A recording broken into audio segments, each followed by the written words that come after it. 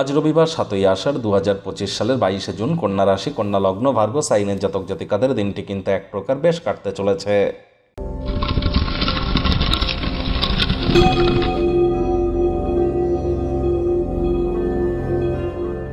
ভিডিওটির শুরুতেই আপনারা দেখতে পাচ্ছেন নবগ্রহ বীজমন্ত্র। পারলে ৯টি গ্রহকেই শান্ত রাখবার জন্য এই নবগ্রহ বীজমন্ত্র ১০৮ বার করে জপ করুন। এটি আপনাদেরকে অত্যন্ত উপকৃত করতে চলেছে। একই সাথে ৯টি গ্রহকে শান্ত রাখতে চলেছেন। এর থেকে বেটার কিন্তু আর কিছু হতেই পারে না। বন্ধুরা, অম্বুবাচীর হার্দিক শুভেচ্ছা ও অভিনন্দন আপনাদের সকলকে রাজযোগ চ্যানেলের তরফ থেকে জানাবো। আজ থেকেই শুরু হয়ে গেল অম্বুবাচী। আর এই অম্বুবাচীর সময় কোনো প্রকার শুভকর্ম কিন্তু নিষিদ্ধ, কারণ এ সময় ধরিত্রী মাতার ঋতুমতী হয়ে থাকেন।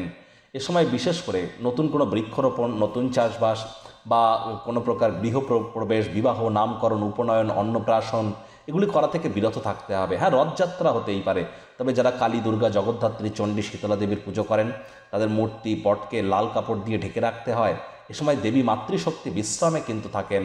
আর এ সময় অম্বুবাচীর সময় কোনো মন্ত্রপাঠ কিন্তু করতে নেই, কোনো ধূপ প্রদীপ জ্বালাতে নেই, দেবীকে স্পর্শ করতে নেই, তুলসী গাছকেও স্পর্শ করতে নেই।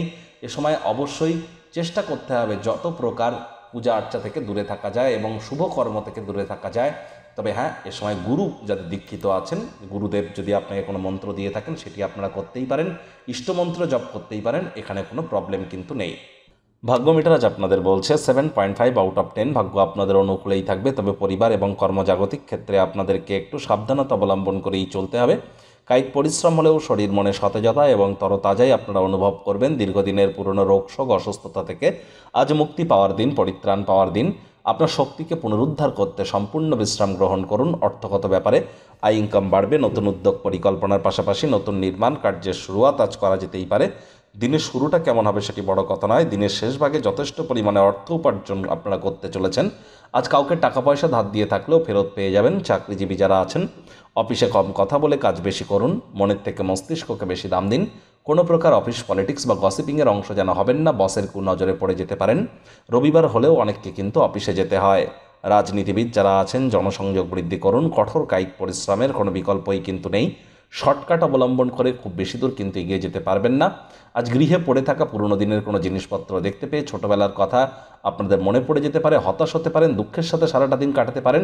মাত্রা অতিরিক্ত অতীতে ভ্রমণ করাও কিন্তু ঠিক নয়। বর্তমানে পা রেখে ভবিষ্যতে এগিয়ে যাওয়ার নামই তো জীবন।